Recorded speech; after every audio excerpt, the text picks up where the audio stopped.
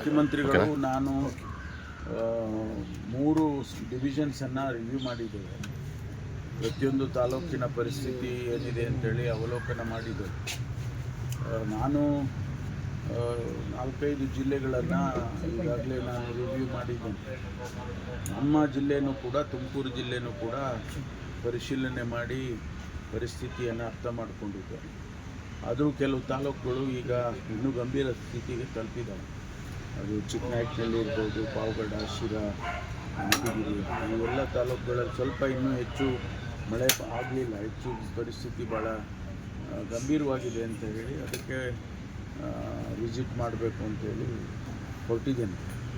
ಇವತ್ತು ನಾಳೆ 2 ದಿವಸ 7-8 ತಾಲೂಕುಗಳಿಗೆ ವಿಸಿಟ್ ಮಾಡಿ ಬರ್ತೇನೆ. ಇಡೀ ರಾಜ್ಯದಲ್ಲಿ ಕೂಡ ಕೋಸ್ಟಲ್ ಏರಿಯಾಸು ಮತ್ತು ಮಲೆನಾಡಿನ ಕೆಲವು ಭಾಗಗಳು ಬಿಟ್ಟರೆ ಎಲ್ಲ ಕಡೆಯೂ ಗಂಭೀರ ಪರಿಸ್ಥಿತಿಯಲ್ಲೇ ಇದೆ. ಮಳೆ ಏನು ಅಲ್ಲಲ್ಲೇ ಸ್ಪೊರಾಡಿಕ್ ರೈನ್ಸು ಸ್ವಲ್ಪ ಆಗಿದೆ ಬಿಟ್ಟರೆ ಬೇರೆ ಇನ್ನೇನು ಹೆಚ್ಚು ಮಳೆ ಆಗಲಿಲ್ಲ.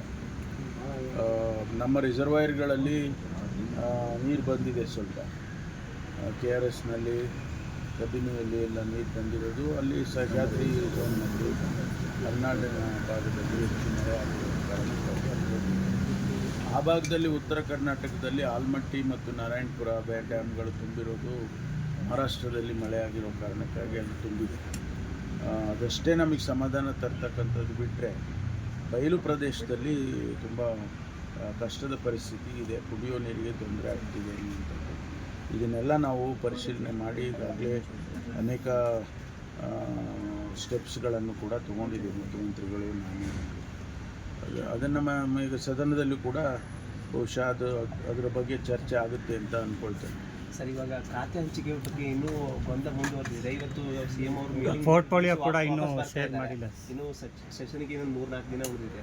ಇಲ್ಲ, ಗೊಂದಲ ಏನಿಲ್ಲ, ಅದು ಮಾಡ್ಕೊಂಡು ಬರಬೇಕಷ್ಟೇ. ಹೈಕಮಾಂಡಿನ ಜೊತೆಯಲ್ಲಿ ಚರ್ಚೆ ಮಾಡಿ ನಿನ್ನೆ ಮುಖ್ಯಮಂತ್ರಿಗಳು ಹೋಗಿದ್ದಾರೆ. ಬಹುಶಃ ಇವತ್ತು ವಾಪಸ್ ಬರ್ತಾರೆ, ಬಂದ ಮೇಲೆ ಪ್ರಕಟಣೆ ಮಾಡ್ತಾರೆ ಅಂತ ಅಂದ್ಕೊಳ್ತೀನಿ.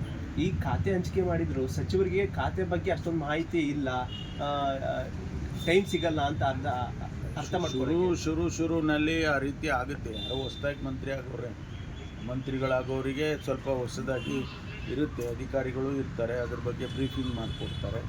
ಸ್ವಲ್ಪ ದಿವಸ ಆದಮೇಲೆ ಕಲ್ತ್ಕೊಳ್ತಾರೆ. ಅದೆಲ್ಲ ಎಲ್ಲ ಹೊಸದಾಗಿ ಮಂತ್ರಿಗಳಾದಾಗ ಯಾರು ಕೂಡ ಹಂಗೆ. ನಾವು ಎಲ್ಲ ಹೊಸದಾಗಿ ಮಂತ್ರಿ ಆದಾಗ ನಮಗೂ ಹಂಗೆ ಅಲ್ವಾ, ಕಲ್ತ್ಕೊಂಡು ಆ ನಂತರ ಆಡಳಿತ ಕಲ್ತ್ಕೊಂಡ್ರೆ ಎಲ್ಲ ಗೊತ್ತಿರೋದು. ಶಾಸಕರಾಗಿ ಅವ್ರಿಗೇನು ಹೊಸದೇನಿರಲ್ಲ, ಅರ್ಥ ಮಾಡ್ಕೊಂಡು ಅಧಿವೇಶನದಲ್ಲಿ ವಿಪಕ್ಷಗಳಿಗೆ ಸಮರ್ಪಕವಾಗಿ ಉತ್ತರ ಕೊಡೋಕ್ಕಾಗಲ್ಲ ಅಂತ ಏನು ತೊಂದರೆ ಇಲ್ಲ.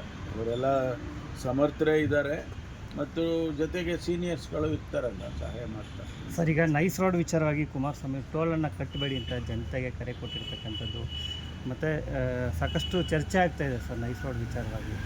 ಅಲ್ಲ, ಅದೇನು ಹೊಸದೇನಲ್ಲ. ನೈಸ್ ರೋಡಿನ ವಿಚಾರದಲ್ಲಿ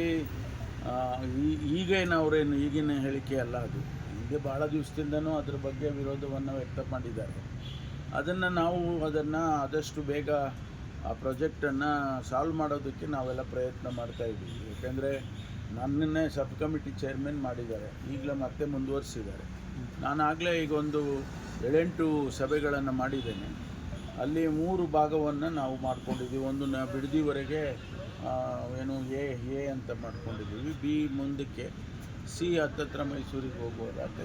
ಈ ರೀತಿ ಯಾವುದು ಕ್ಯಾಟಗರೈಸೇಷನ್ ಮಾಡಿ ಅಲ್ಲಿ ಏನೇನು ಸಮಸ್ಯೆಗಳು ಬಂದಿದೆ, ರೈತರಿಗೆ ಸೈಟ್ಗಳು ಕೊಡಬೇಕು, ಆಮೇಲಿಂದ ಏನೆಲ್ಲ ನಮ್ಮ ಜಮೀನು ಎಷ್ಟರ ಮಟ್ಟಿಗೆ ಉಪಯೋಗ ಆಗಿದೆ, ಎಷ್ಟನ್ನು ವಾಪಸ್ ತಗೊಳ್ಬೇಕು, ಇದೆಲ್ಲ ನಾವು ಚರ್ಚೆ ಮಾಡಿದ್ದೀವಿ. ಇದೆಲ್ಲ ಮಾಡ್ತೇವೆ. ಮುಂದಿನ ದಿನದಲ್ಲಿ ಅದನ್ನು ಸಾಲ್ವ್ ಮಾಡೋದಕ್ಕೆ 2 ಆಪ್ಷನ್. ಒಂದು, ಇಲ್ಲ ನೀವು ಡ್ರಾಪ್ ಮಾಡಬೇಕು. ಇಷ್ಟು ವರ್ಷ ಆಗಿ ಈಗ ಡ್ರಾಪ್ ಮಾಡೋದ್ರಲ್ಲಿ ಯಾವ ಪುರುಷಾರ್ಥಕ್ಕೆ ಡ್ರಾಪ್ ಮಾಡಬೇಕು, ಅದೊಂದು ಗೊಂದಲ ಆಗೋದಿಲ್ವ?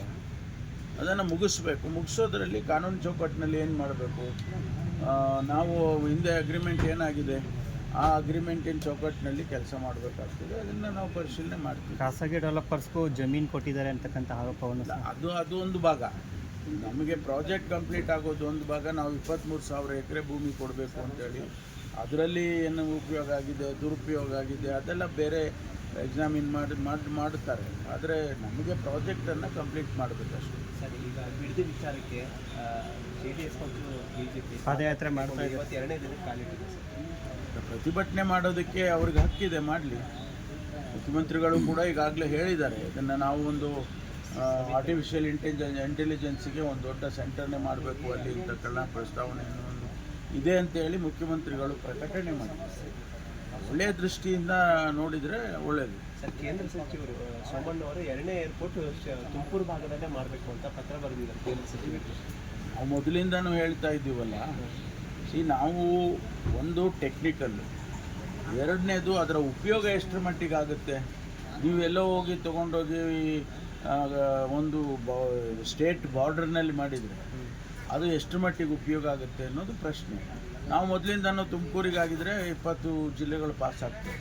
ತುಮಕೂರಿಗೆ ಮಧ್ಯ ಕರ್ನಾಟಕ 20 ಜಿಲ್ಲೆಗಳಿಗೆ ಅನುಕೂಲ ಆಗುತ್ತೆ. ಆಮೇಲೆ ಇಂಟರ್ನ್ಯಾಷನಲ್ ಏರ್ಪೋರ್ಟಿಗೆ ಈಗಿರುವ ಕೆಂಪೇಗೌಡ ಇಂಟರ್ನ್ಯಾಷನಲ್ ಏರ್ಪೋರ್ಟಿಗೆ ಕನೆಕ್ಟಿವಿಟಿ ಮಾಡೋದಕ್ಕೆ ಸುಲಭ ಆಗುತ್ತೆ ಅಂತೇಳಿ ನಾವು ಹೇಳಿದ್ದು. ಆದರೆ ಟೆಕ್ನಿಕಲಿ ಅವರು ನಾವು ಹೇಳಿದ್ದು ಕೇಳೋದಿಲ್ಲ. DGCA ಅವರು ಟೆಕ್ನಿಕಲ್ಲಾಗಿ ಅದು ಸಾಧ್ಯನೇ ಇಲ್ವ ಅಂತ ಬಿಡದಿ ಹಿಂದೆ ಡ್ರಾಪ್ ಆಗಿತ್ತು. ಯಾಕೆ ಡ್ರಾಪ್ ಆಗಿತ್ತು? Technically it is not feasible ಅಂತ ಹೇಳಿ ಅವರು ಡ್ರಾಪ್ ಮಾಡಿದ್ರು. ಈಗ ಮತ್ತೆ ಬಿಡದಿನಲ್ಲೇ ಮಾಡಿ ನೀವು ಅಂತ ಹೇಳಿದರೆ ಅದು ಅವರು ಒಪ್ಪಬೇಕಲ್ಲ. ಸೋಮಣ್ಣ ಅವರು ಒಂದು ಅಂಶ ಉಲ್ಲೇಖ ಮಾಡಿದ್ದಾರೆ, ಈಗಿರೋ ಏರ್ಪೋರ್ಟ್ಗೆ 150 ಕಿಲೋಮೀಟರ್ ಲಾಂಗ್ ಡಿಸ್ಟೆನ್ಸ್ ಇದೆ ಅಂತ. ಅದು ಟೆಕ್ನಿಕಲಾಗಿ ನಾವ್ಯಾರು ಹೇಳಕ್ಕೆ ಬರೋಲ್ಲ. DGCA ಗೈಡ್ಲೈನ್ಸ್ಗಳು ಕೆಲವಿದಾವೆ. ಅದು ಆ ಫಂಡಮೆಂಟಲ್ ಗೈಡ್ಲೈನ್ಸನ್ನು ಫುಲ್ಫಿಲ್ ಮಾಡಿದರೆ ಮಾತ್ರ ಅದು ಮಾಡೋಕ್ಕೆ ಸಾಧ್ಯ. ಪಕ್ಷಾತೀತವಾಗಿ ಇದ್ರೆ ಆಗೋದಿಲ್ಲ.